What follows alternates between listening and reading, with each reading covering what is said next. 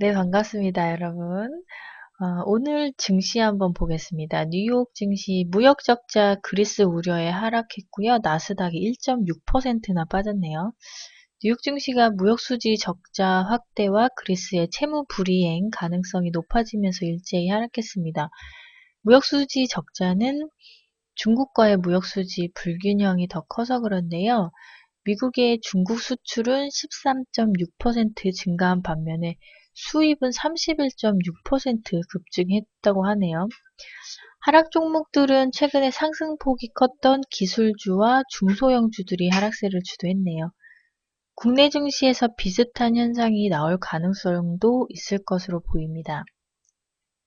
유럽은 다시 커진 그리스 우려에 일제히 하락세를 걷고 있는데요. 유럽 증시가 은행들의 양호한 실적에도 불구하고 그리스 채무 불이행에 대한 우려 다시 커지면서 큰 폭으로 하락했습니다. 국제통화기금이 유로존 채권단이 그리스 채무를 상당액 탕감해주지 않으면 그리스 지원에 동참하지 않겠다는 입장을 내놨기 때문이라고 합니다. 얼마 전까지만 해도 그리스 지원에 합의될 것처럼 보였는데 그리스가 말썽이네요. 그리스 꼭 북한 같아요. 전일 상한가 볼게요. 전일 정말 움직임 없던 하루였어요. 기관도 종일 팔고 외인들이 좀 매수를 해줬는데 또 눈에 띄게 매수한 종목들은 김무성 대선 지지율 관련 종목들만 좀 움직임 나왔습니다.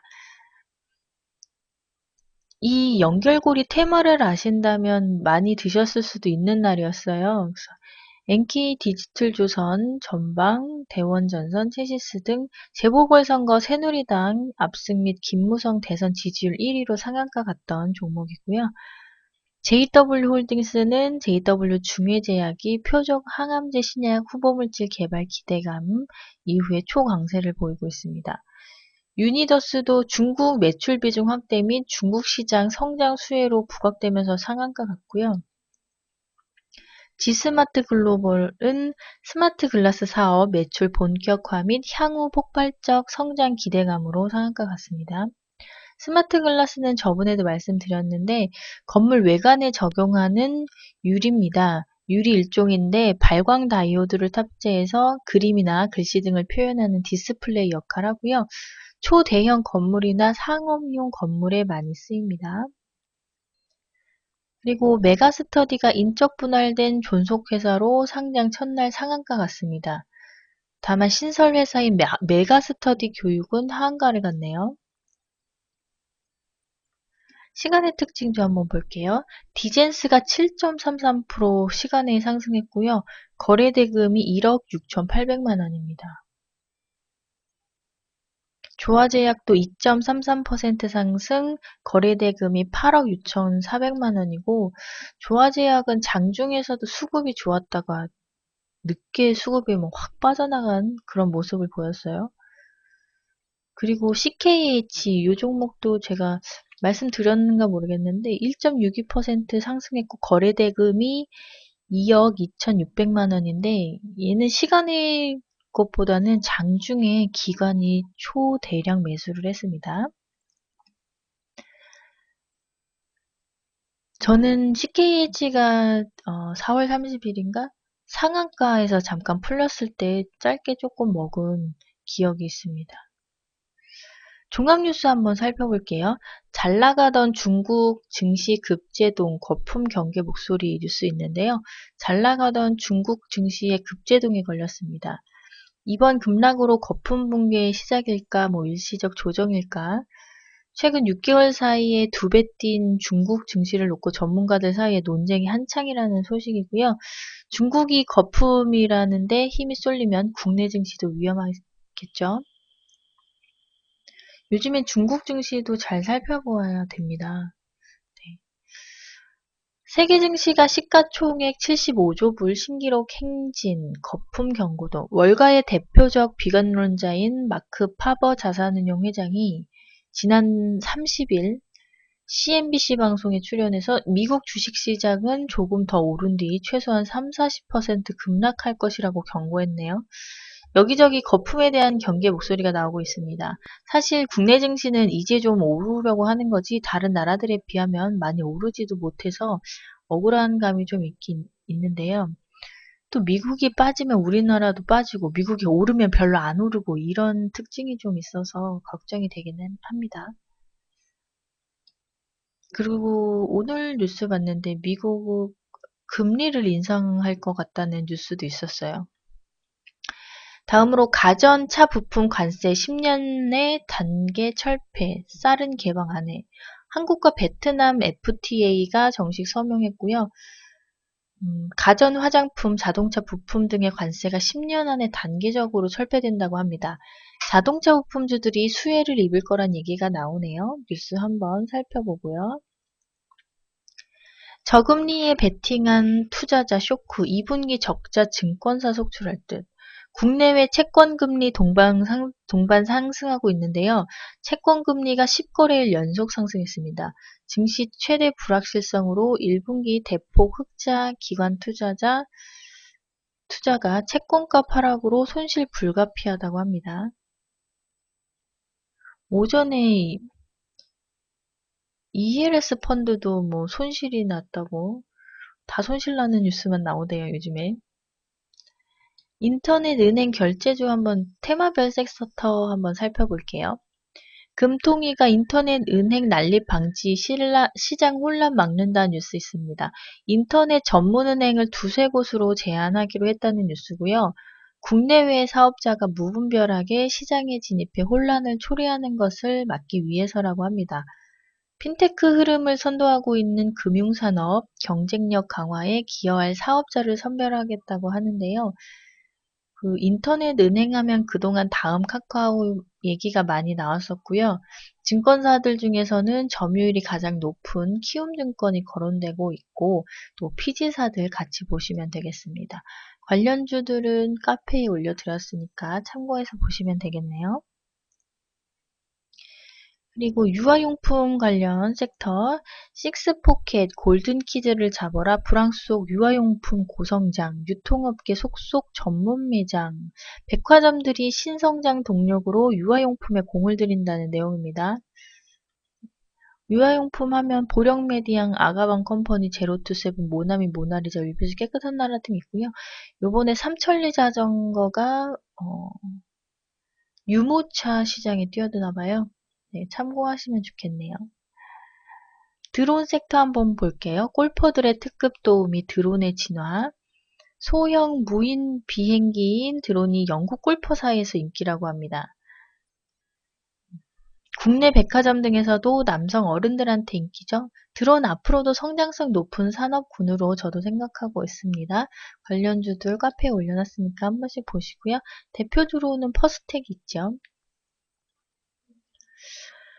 항공사 섹터 한번 볼게요. 항공사 유가 환율 수요, 3박자 힘입어 1분기 고공비행.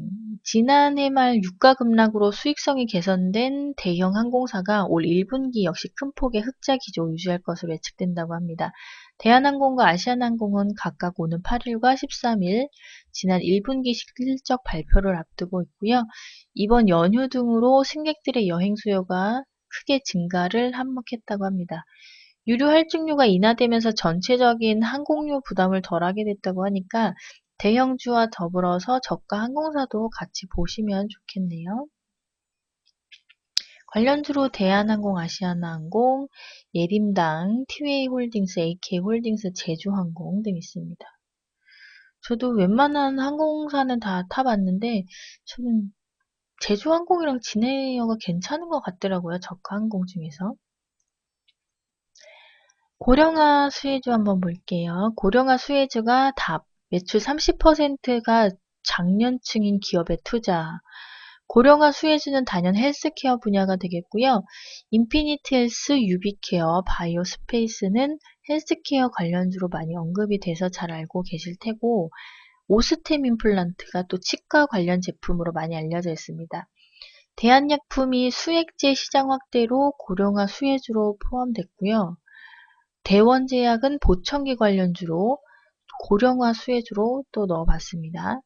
고령화는 사회 문제가 되고 있는 부분이고 다음에 있을 대선의 필수 공약으로 들어갈 확률이 굉장히 높다고 봅니다.